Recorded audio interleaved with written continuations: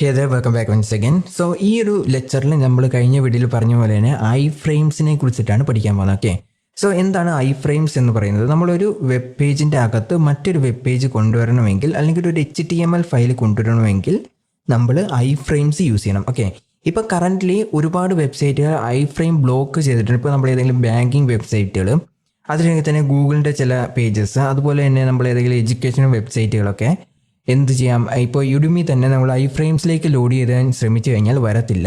അതുകൊണ്ട് I frames പറഞ്ഞാൽ എല്ലായിടത്തും നമ്മുടെ തന്നെ സ്വന്തമായിട്ടുള്ള പേജസ് ആണെങ്കിൽ നമ്മൾക്ക് വർക്ക് ചെയ്യാം. അല്ലാത്ത നമ്മൾ മറ്റേതെങ്കിലും വെബ്സൈറ്റിൽ ഭൂരിഭാഗം വെബ്സൈറ്റുകൾ നമ്മൾ ഐ ഫ്രെയിംസിൻ്റെ അകത്ത് കൊണ്ടുവരാൻ ശ്രമിച്ചു കഴിഞ്ഞാൽ വരത്തില്ല. കാരണം അത് അവർ ബ്ലോക്ക് ചെയ്ത് വെച്ചിട്ടുണ്ട്. ഐ ഫ്രെയിംസിലേക്ക് ഇത് വരുന്ന ബ്ലോക്ക് ചെയ്യുന്നുണ്ട്.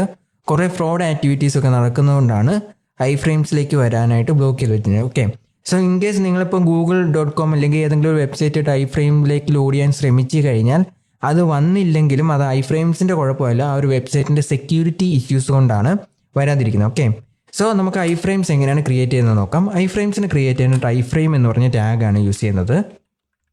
ഓക്കെ, ഇവിടെ ഐ ഫ്രെയിം എന്ന് പറഞ്ഞ ടാഗ് വന്നിട്ടുണ്ട്. അതിന് ശേഷം നമ്മൾ സോഴ്സ് ആണ് ഇവിടെ കൊടുക്കേണ്ടത്. നമ്മൾ HTML HREF ഫയലല്ല, സോഴ്സ് ആണ് കൊടുക്കേണ്ടത്. അതുകൊണ്ട് SRC എന്ന് പറഞ്ഞ ഇതാണ് കൊടുക്കേണ്ടത്. അതായത് HTML ഫയലിൻ്റെ സോഴ്സ് കോഡ്, അതായത് ആ ഫയലാണ് നമ്മൾ ഇതിനേറ്റ് കൊടുക്കുന്നത്.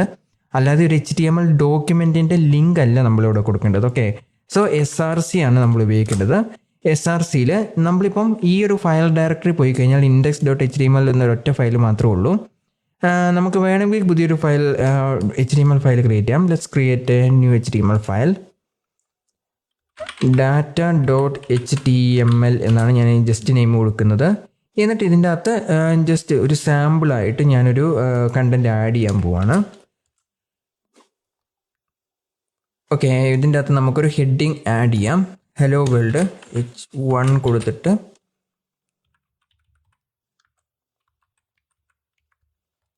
ഓക്കെ, ഹലോ വേൾഡ് എന്ന് പറഞ്ഞ് കൊടുത്തിട്ടുണ്ട്. നിങ്ങൾക്ക് HTML ടാഗ്സ് ക്യാപിറ്റൽ ലെറ്ററിൽ എഴുതിയാലും സ്മാൾ ലെറ്ററിൽ എഴുതിയാലും കുഴപ്പമില്ല. ഇപ്പം ഞാനിവിടെ ക്യാപിറ്റൽ ലെറ്റർ എഴുതുവാണെങ്കിലും കുഴപ്പമില്ല, നമുക്ക് റിസൾട്ട് വരുന്നതായിരിക്കും. പക്ഷേ മോസ്റ്റ്ലി സ്മാൾ ലെറ്റേഴ്സിലാണ് എഴുതുന്നത്. സോറി, ഇവിടെ H1 എന്നാണ് കൊടുക്കേണ്ടത്. ക്യാപിറ്റൽ ലെറ്റർ എഴുതിയാലും കുഴപ്പമൊന്നുമില്ല. ഓക്കെ, സോ ഞാനിവിടെ സേവ് ചെയ്തിട്ടുണ്ട്. എന്നിട്ട് ഇവിടെ ഇപ്പോൾ 2 HTML ഫയൽസ് ഉണ്ട്. ഓക്കെ, സോ ഞാനിവിടെ ഈ ഒരു HTML ഫയലാണ് ഇങ്ങോട്ട് ലോഡ് ചെയ്യാനായിട്ട് ശ്രമിച്ചുകൊണ്ടിരിക്കുന്നത്. ഓക്കെ, സോ അതിന് വേണ്ടിയിട്ട് നമ്മളൊരു സ്ലാഷ് ഇടുക. അതിന് ശേഷം data.html എന്ന് പറഞ്ഞൊരു ഫയല്, ഏതാണോ ഫയല്, നമ്മുടെ HTML ഫയൽ ഏതാണോ അത് ജസ്റ്റ് കൊടുക്കുക. ഓക്കെ, അതിന് ശേഷം നമ്മൾ ജസ്റ്റ് സേവ് ചെയ്യുക. സേവ് ചെയ്ത് കഴിയുമ്പം ഇത് റീഫ്രഷ് ആവും. റീഫ്രഷ് ആയിക്കുമ്പോൾ ഇവിടെ നമുക്ക് ഹലോ വേൾഡ് എന്ന് പറഞ്ഞ് അടുത്ത പേജിൽ കൊടുത്തിരിക്കുന്ന ആ ഒരു HTML ഫയൽ ഇവിടെ നമുക്ക് കാണാൻ സാധിക്കും.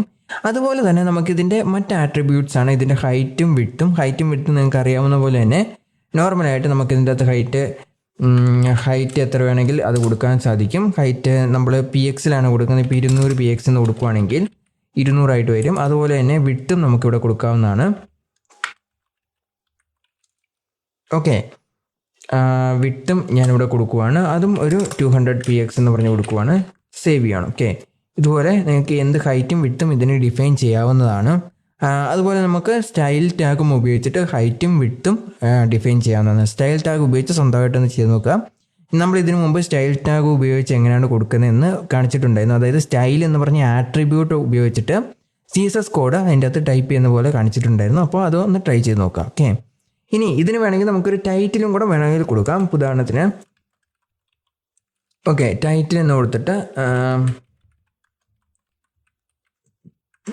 ഓക്കെ, ഞാനിവിടെ ഹലോ വേൾഡ് എന്ന് പറഞ്ഞൊരു ടൈറ്റിലും കൂടി ഇനി കൊടുത്തിട്ടുണ്ട്. ഈ ടൈറ്റിൽ സാധാരണ ഇത് ആബ്സെൻറ്റ്, അതായത് ഈ പേജ് ലോഡ് ആവുന്നില്ല, അങ്ങനത്തെ എന്തെങ്കിലും പ്രശ്നം ഉണ്ടാകുമ്പോഴാണ് ഈ ടൈറ്റിൽ ഇവിടെ വരാറ്. Okay, so that's all for the section. I frame എന്ന് പറഞ്ഞാൽ വളരെ സിമ്പിളായിട്ടുള്ള കാര്യമാണ്. പക്ഷേ എല്ലാ വെബ്സൈറ്റും ഐ ഫ്രെയിം സപ്പോർട്ട് ആകത്തില്ല. സപ്പോർട്ട് ആകാത്തതിൻ്റെ കാരണം സെക്യൂരിറ്റി ഇഷ്യൂസ് കാരണമുണ്ട് ഐ ഫ്രെയിം സപ്പോർട്ട് ബ്ലോക്ക് ചെയ്ത് വെച്ചിരിക്കുകയാണ്. Okay, so that's all for the section. അടുത്ത വീഡിയോയിൽ നമ്മൾ HTML ഫോംസിനെ കുറിച്ച് പഠിക്കുന്നതായിരിക്കും.